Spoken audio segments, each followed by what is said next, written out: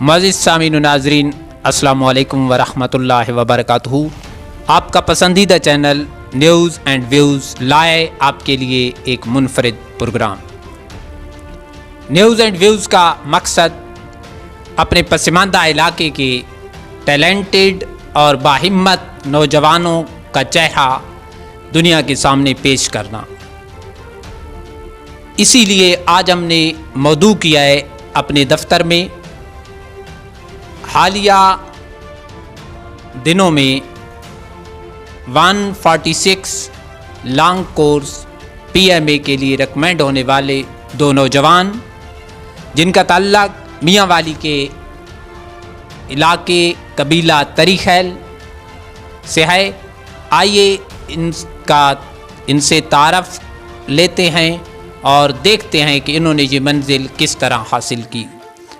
تو مزمل خان اینڈ عمیر خان، السلام علیکم، اور میں آپ کو ویلکم کرتا ہوں اور اس بات پر داد بھی دیتا ہوں، مبارکباد بھی دیتا ہوں کہ آپ ایک بہترین سیٹ کے لیے ریکمینڈ ہوئے۔ تو مزمل خان، پہلے میں آپ سے پوچھوں گا کہ آپ اپنا مختصر تعارف کراتے ہوئے اپنے تعلیمی کیریئر کے بارے میں بتائیں۔ بسم اللہ الرحمن الرحیم۔ میرا نام محمد مزمل خان ہے، میرے والد صاحب کا نام اللہ نواز خان ہے اور میں سمندی والا سے بلانگ کرتا ہوں۔ مڈل تک تعلیم میں نے اپنے سمندی والا گاؤں سے ہی حاصل کی، لیڈر پبلک سکول سمندی والا سے حاصل کی۔ اس کے بعد میٹرک میں نے Punjab secondary school for boys میاں والی سے کیا اور FSC میں نے عبدالرزاق فضائیہ کالج MM عالم بیس میاں والی سے میں نے وہاں سے کی۔ بسم اللہ الرحمن الرحیم۔ میرا نام محمد عمیر خان ہے، میرے والد کا نام محمد ریاض خان ہے اور ہم بیسیکلی چٹاواٹا کے ہیں اور آج کل میاں والی میں رہتے ہیں۔ اور میں نے اپنی تعلیم جو ہے وہ کیڈٹ کالج سے حاصل کی ہے، ملٹری کالج میری جس کا نام ہے۔ میں 8th میں گیا تھا اور وہاں سے FSC کر کے پاس آؤٹ ہوں اور اس کے بعد میں نے ISSB کے لیے اپلائی کیا۔ مزمل خان، دوسرا سوال اور عمیر آپ سے میرا یہ ہوگا کہ ہمارے علاقے کے نوجوانوں میں ایک احساس کمتری میں کہوں یا عدم اعتماد کہوں کہ یہ سمجھتے ہیں کہ شاید آپ ایک بیکورڈ ایریا کے سکول میں پڑھے ہیں تو آپ کسی اچھی پوسٹ پر نہیں پہنچ سکتے، یا آپ کی فیملی میں کوئی افیسر نہیں ہے تو بھی آپ افیسر نہیں بن سکتے۔ تو آپ ایک پسماندہ علاقے میں رہتے ہیں، پسماندہ علاقے میں تعلیم حاصل کی اور آپ کا فیملی بیک گراؤنڈ بھی کوئی اتنا ترقی والا نہیں ہے، تو آپ اس موقع پر نوجوانوں کو کیا کہیں گے؟ سر، میرا نظریہ تو یہ ہے کہ یہ کنسیپٹ تو سراسر غلط ہے کہ اگر آپ کی فیملی بیک گراؤنڈ میں کوئی آفیسر نہیں ہے تو آپ ہرگز آفیسر نہیں بن سکتے۔ مطلب اگر میرا فیملی بیک گراؤنڈ دیکھا جائے تو میرے والد صاحب ایک سپاہی ریٹائرڈ ہیں آرمی سے اور کرنٹلی وہ ایک سیکیورٹی گارڈ کی جاب کر رہے ہیں اسلام آباد میں۔ اور اگر تعلیمی لحاظ سے دیکھا جائے تو بھی میرے خاندان میں میں پہلا بندہ ہوں جس نے FSC کی تھی۔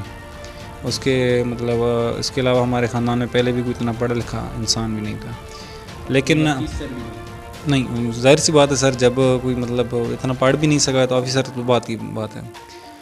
میرے جو والد صاحب کی ایجوکیشن تھی وہ مڈل تک ہے اور میری والدہ صاحبہ کی میٹرک تک ہے۔ تو آپ کا کہنا ہے کہ یہ جی سر، یہ غلط ہے سر۔ یہ ہمیں یہ چیز تھی، یہ ہمارے ذہنوں میں یہ چیز معاشرے نے ڈالی تھی کہ آپ نہیں کر سکتے یہ کام، کہ آپ آفیسر فیملی سے بلانگ نہیں کرتے ہو، آپ اس فیلڈ میں نہیں جا سکتے۔ لیکن میرا ارادے پختہ تھے، مجھے جو لگن تھی اس وجہ سے میں سمجھتا ہوں، اور سب سے بڑھ کر آپ کے ماں باپ کی دعا، اس وجہ سے آئی تھنک میں سمجھتا ہوں میں کامیاب ہوں۔ بسم اللہ الرحمن الرحیم۔ میرا جو خیال ہے وہ یہ ہے کہ یہاں پہ ہمارے جو ادھر لوگ ہوتے ہیں نا، ان کی جو سوچ ہوتی ہے اس کو باؤنڈ کر دیا جاتا ہے۔ ان کو کہا جاتا ہے کہ بس آپ نے اتنے تک جانا ہے۔ اب بچوں کو بتا دیتے ہیں آپ نے فوج کے اندر جانا ہے یا آپ نے کسی ایئر فورس کے اندر جانا ہے یا پھر کسی بھی جگہ کے لیے وہ بتا دیتے ہیں۔ اب بچوں کو پورا اوپن ماحول دیں، ان کو دیکھیں کہ وہ ان کا کیا رویے ہیں، وہ کس طرف انٹرسٹ ہے ان کا، اب اس کو اس فیلڈ کے اندر لے کے جائیں۔ اب جس طرح میرا انٹرسٹ تھا شروع سے آرمی کی طرف انٹرسٹ تھا، تو میرے والد نے مجھے وہ والی پورا ماحول دیا، انہوں نے میرے اوپر محنت کی اور انہوں نے مجھے پورا بتایا کہ کس طرح آرمی کا ہوتا ہے. انہوں نے جس چیز انسان جو ہے نا اس کو وہ ایک لیکوڈ کی طرح ہے. لیکوڈ جو ہوتا ہے نا گلاس کے اندر ڈالو گے وہ گلاس کی شکل اختیار کر لیتا ہے، اور بوتل کے اندر ڈالو گے بوتل کی طرح ہو جاتا ہے. اس طرح ایک انسان بھی ہوتا ہے، وہ اس کو جس طرح ڈالو گے وہ اسی طرح ہی ہو جاتا ہے. تو ابھی جتنے بھی بچے ہیں ہمارے، ابھی جتنے بھی ہیں سارے بہت بہت ٹیلنٹڈ ہوتے ہیں. اب جو اس کے اندر کمی یہی ہوتی ہے کہ ان کو نا ایک ماحول نہیں دیا جاتا، ان کو بتایا نہیں جاتا کہ آپ نے کیا کرنا ہے، ان کو بس بتا دی جائے آپ نے صرف اتنا کرنا ہے. تو اس وجہ سے وہ کیا ہوتا ہے، اس کی سوچ چھوٹی ہو جاتی ہے. اب ان کو بڑا سوچنے کا کیا ہے، جب وہ بڑا سوچے گا تو خود بخود وہ بڑی پوسٹوں پہ پہنچ جائے گا. تو میرا تو یہی نظریہ ہے کہ مطلب ان کی سوچ کو تھوڑا بڑا کریں. اب جو میرے والد ہیں تو وہ ایک سپاہی تھے، ابھی انہوں نے پھر وہ بعد میں JCO بنے، انہوں نے 32 ایئرس دیے ہیں آرمی کو انہوں نے بھی. اور اس کے بعد سب سے پہلے میرے بھائی نے کمیشن حاصل کیا تھا، تو اس کے ذریعے پھر مجھے بھی شوق اور زیادہ بڑھا، تو پھر میں نے بھی کمیشن حاصل کیا. تو اس سے میں آپ کو آئیڈیا میں آپ کو یہ بتانا چاہتا ہوں کہ ہم لوگ بھی ادھر سے ہی سارے گئے ہیں، مطلب انہی گلیوں کے اندر تھے.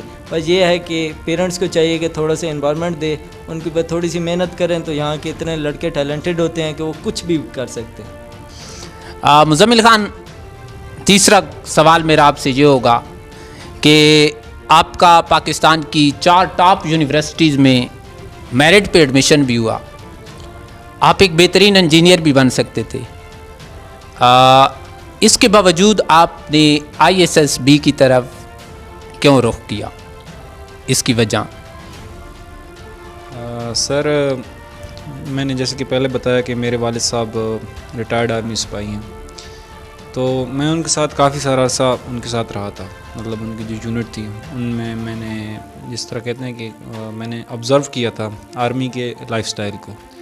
مجھے وہ مجھے بہت زیادہ اچھا لگا. FSC کرنے کے بعد باقی جتنے میرے کلاس فیلوز تھے ان کی طرح میری بھی پہلے پرائورٹی یہ تھی کہ میں کسی یونیورسٹی میں ایڈمیشن لوں، اور اس لیے میں اسلام آباد میں گیا. وہاں پہ جو اچھی یونیورسٹی تھی میں نے ان سب کے لیے انٹری ٹیسٹ دیا، اور الحمدللہ میں نے تقریباً سبھی میں میرا ایڈمیشن ہو گیا تھا. لیکن جیسا کہ آپ جانتے ہیں اگر انسان کا ذہن کسی اور چیز کی طرف ہو جائے تو پھر وہ اپنے اس ٹارگیٹ کو اچیو نہیں کر پاتا ہے. Army officer? جی سر، میرا جو ٹارگیٹ تھا، مطلب جو میری ذہنیت تھی، مطلب جس طرح میرا بار بار میرا ذہن مجھے لے کے جاتا تھا، تو وہ تھا کہ میں آرمی جوائن کروں. ایک بچپن سے جو میرا خواب تھا وہ آرمی کا تھا، اس وجہ سے میں نے آپ سے بڑا اہم سوال کہ ISSB بطور آرمی افیسر جوائن کرنے والے نوجوانوں کو آپ کیا مشورہ دیں گے، ٹپس دیں گے کہ وہ کس قسم کے مشاغل رکھیں، کس قسم کے ان کا ہابیز ہونا چاہیے؟ سر سب سے پہلے تو میں ایک بات یہاں پہ واضح کرنا چاہوں گا کہ اکثر ہمارے جو جتنے بھی ہم ISSB کے کینڈیڈیٹس ہوتے ہیں ان کے ذہن میں ایک بات یہ ہوتی ہے کہ یہاں پہ صرف ہماری اسٹڈیز کو دیکھا جاتا ہے، جبکہ یہ بات بالکل غلط ہے. ISSB صرف آپ کے مارک شیٹ کو دیکھ کے آپ کو سلیکٹ کرنے کا نام نہیں ہے، یہ آپ کی پرسنالٹی کو دیکھتے ہیں. پرسنالٹی میں اب آپ کی مطلب جتنی بھی آپ کی ایکٹیویٹیز ہوتی ہیں، فزیکل ایکٹیویٹیز ہوتی ہیں، باقی آپ کے جو مشاغل ہوتے ہیں وہ سب آ جاتے ہیں. ISSB کے لیے صرف لائک اور ڈس لائک آپ، اور اس کے علاوہ آپ ISSB دینے جا رہے ہیں تو آپ کو اسٹڈیز میں بھی اچھا ہونا چاہیے، لیکن فزیکلی بھی آپ کو فٹ ہونا چاہیے.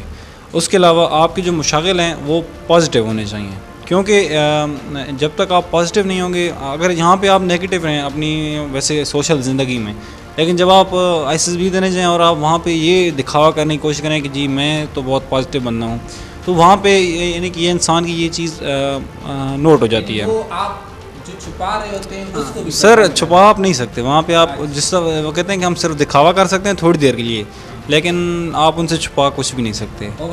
جی سر. سر میرا جو خیال ہے کہ جو ابھی ہمارے جو نوجوان ہیں جو ISSB کے لیے جانا چاہتے ہیں، میں ان کو یہی کہنا چاہوں گا کہ سب سے پہلے 60% مارکس تو آپ سیکیور کریں. اس کے بعد آپ فرسٹ ڈویژن سب سے پہلا کام ہے آپ کا فرسٹ ڈویژن. ٹھیک ہے، FSC کے اندر آپ کی فرسٹ ڈویژن ہوگی، اب آپ ISSB دے سکتے ہیں. جب ISSB دے سکتے ہیں تو مطلب اب آپ سب کے برابر ہو گئے. اس کے اندر اب 90 والا ہوا ہے یا 60 والا ہے، سب برابر ہیں. اب جو اس کے اندر آگے جو آپ کی ضرورت ہے وہ یہ ہے آپ کریڈیبل ہونے چاہیے, مطلب آپ سچے ہونے چاہیے وہاں پہ جائیں. جو ISSB ہوتی ہے اس کے مراحل ہی کچھ ایسے ہوتے ہیں جس کے اندر پلاننگ وغیرہ ہوتی ہے, مطلب کہ آپ کے پاس دماغ ہو اور اس کو استعمال بھی کرتے ہوں. ہاں ڈیسیجن پاور ہو. وہ کس طرح بندے کی بنتی ہے کہ آپ تھوڑا نا انوائرمنٹ کے اندر لوگوں سے بات چیت کریں, لوگوں کے ساتھ ایک دوسرے لوگوں کے ساتھ آپ ملیں گے تو آپ کو پتہ چل جائے گا لوگوں کا بیہیویئر کس طرح اور کس طرح آپ نے ان کے ساتھ بیہیو کرنا ہے, تو وہ ہونا چاہیے. پھر اس کے بعد کرنٹ افیئرس جس طرح ہے کہ ہمارے ملک کے اندر کیا ہو رہا ہے, دنیا کے اندر کیا ہو رہا ہے, اس کے بارے میں ہمیں پتہ ہونا چاہیے. ہاں ہسٹری اور اسلام, کیونکہ جو چیزیں نا ہمارے اس ملک کے ساتھ منسلک ہیں نا ان سب, کیونکہ ہسٹری بھی ہمارے ملک کے ساتھ ہے, اسلام بھی ہمارے ملک کے ساتھ ہے, اس کے بعد کرنٹ افیئرز بھی ان کا بھی کچھ نہ کچھ اثر ہمارے اس کے اوپر ہوتا ہے, انٹرنیشنل افیئرز جو ہوتے ہیں ان کا بھی کچھ نہ کچھ اثر ہوتا ہے. تو یہ ساری چیزیں نا آپ کو کرنی پڑتی ہیں. ہول سمپل جی لینگویج کا کتنا استعمال ہے, کیونکہ ہمارے یہاں یہ بھی سمجھتے ہیں کہ شاید آپ انگلش نہیں آتے تو آپ انٹرویو نہیں دے سکتے. نہیں, یہ بالکل ہی کانسیپٹ ختم کر دیں کہ مطلب انگلش یا اردو ہے یا پنجابی ہے یا کس طرح, بس وہ آپ کا نا مینٹل وہ چیک کرتے ہیں کہ آپ کا مائنڈ سیٹ کس طرح کا ہے, ٹھیک ہے, آپ کی سوچ کس طرح ہے. وہ یہ نہیں چیک کرتے کہ آپ کی زبان کون سی ہے, وہ صرف آپ کا نا دماغ چیک ہے. وہاں پہ جو ہمارے وہ ہوتے ہیں سائیکیٹرسٹ جو ہوتے ہیں ان کا کام ہی یہ ہوتا ہے کہ آپ کے نفسیات کو چیک کرنا کہ آپ کی سوچ کس طرح, وہ سوچ کے مطابق لیتے ہیں آپ کو.